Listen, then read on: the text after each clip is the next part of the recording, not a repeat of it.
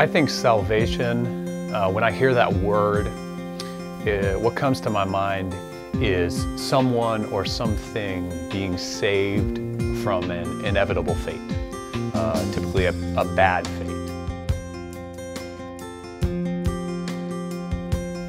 I was born into sin, and the fate that I had was death. And so when I met Jesus, when He came into my life, I was saved from that inevitable fate.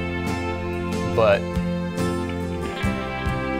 it's a continuous process of being saved, of being changed, and continually being saved from my bad decisions.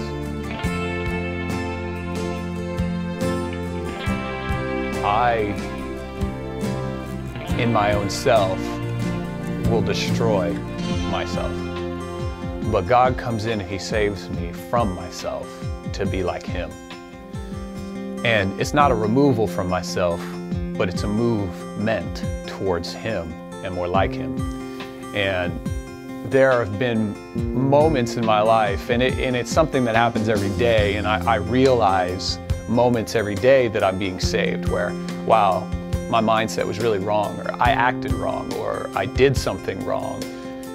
And in that moment, there's salvation that has come to me, that saved me from an inevitable circumstance that I was moving towards. And been key moments in my life when God came in and thwarted what I would consider a big result, a big bad thing that would happen to me. The first one that comes to my mind as an example is when I was, I think I was 12, whatever you are in 8th grade. I wanted to pursue sports, and I was in this Christian school. Particularly, I wanted to pursue football. And Mom gave me the option. She said, well, you can go to the public school. I'll support you in that. But I'll just leave the decision to you. And somehow, as much as I desired to do that, I knew in God that if I did that, the end result was going to be death for me.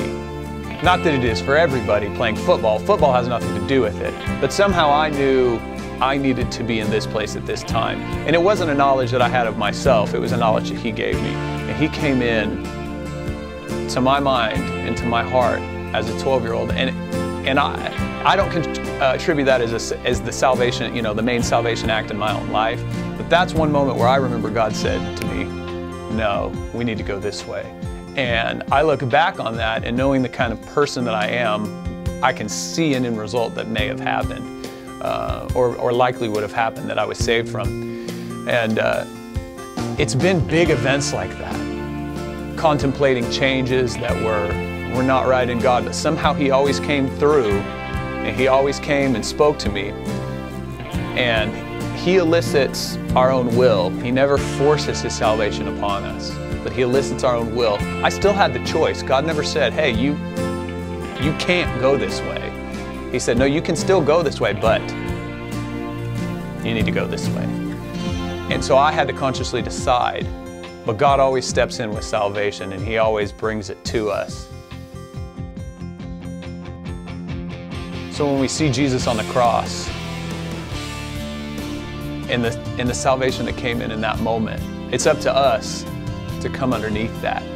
It's up to us to choose that way of salvation. Because when we're not in that, the end result's death. The end result is an inevitable fate. But He gives us the opportunity to come into salvation and to come into His life and be saved.